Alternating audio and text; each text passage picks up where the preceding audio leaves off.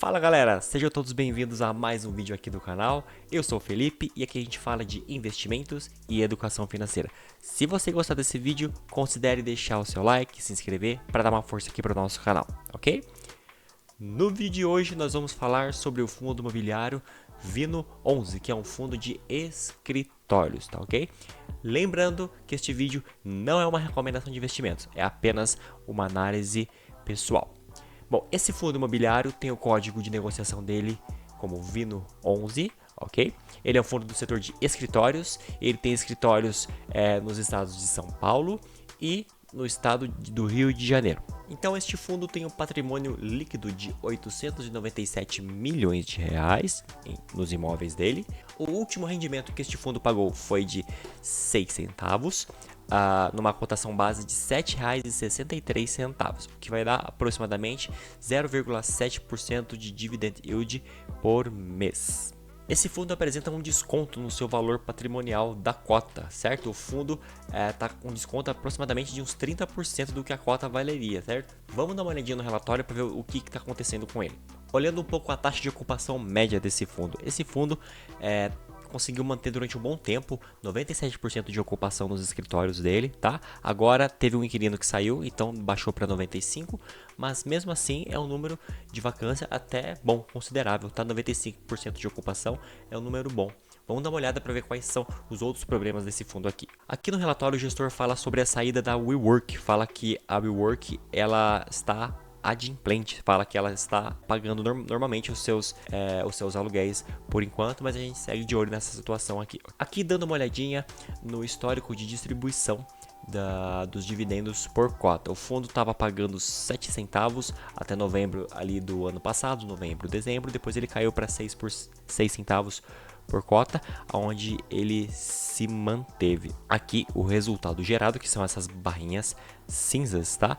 Que o fundo estava um pouco em linha. Aqui no mês de setembro de 23 caiu bem o resultado gerado, depois ele recuperou um pouquinho. Aqui é uma estimativa de distribuição que a gestora divulga. Então, tem a linha verde e a linha azul, né? A banda de cima seria os 6 centavos que o fundo está distribuindo e a linha de baixo seria os 5 centavos. Então, não tem, pelo menos para o próximo mês, para esse ano de 2023, nenhuma estimativa de aumento de dividendos por cota, tá?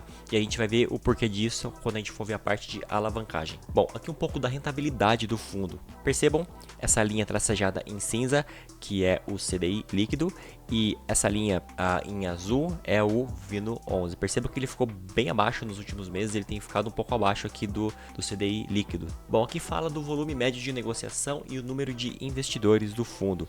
Então aqui, atualmente ele tem 143 mil investidores, tá? O número de investidores aumentou um pouco, porque o fundo faz pouco tempo o fundo virou base 10. Ele negociava na casa dos R$ 50, depois ele caiu para base 10.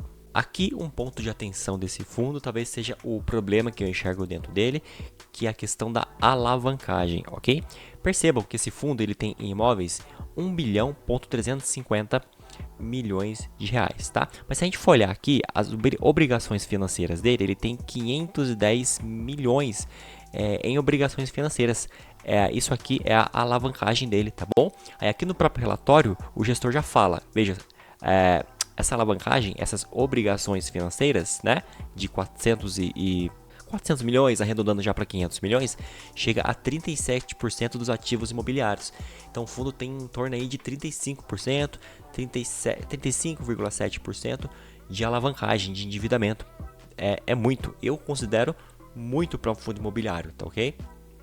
Então é um fundo que já está tomando um risco um pouco maior aqui.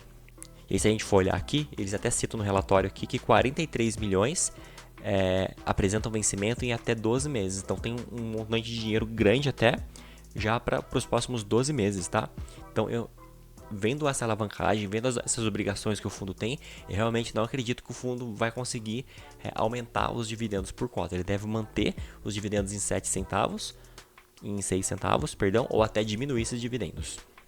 Dando uma olhadinha na inadimplência líquida, né? Se os locatários estão pagando os aluguéis, a gente pode perceber que o fundo está com 0% de inadimplência líquida. Então, pelo menos nessa parte, ele está conseguindo controlar bem.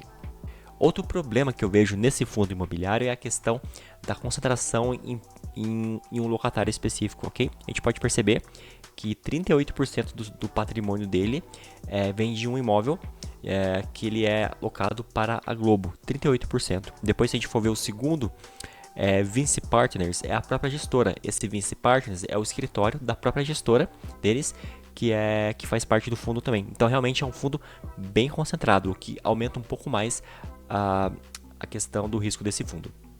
Olhando aqui os tipos de contrato, então 70% são contratos atípicos, são aqueles contratos de mais longo prazo, de 5 ou 6 anos para mais, e 30% são os contratos típicos, contratos de mais curto prazo, contratos ali de no máximo 4 ou 5 anos, tá?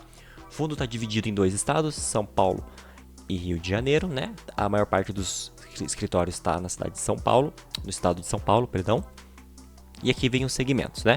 Perceba que 43% está no segmento de comunicação e mídia, que é a Rede Globo, ok?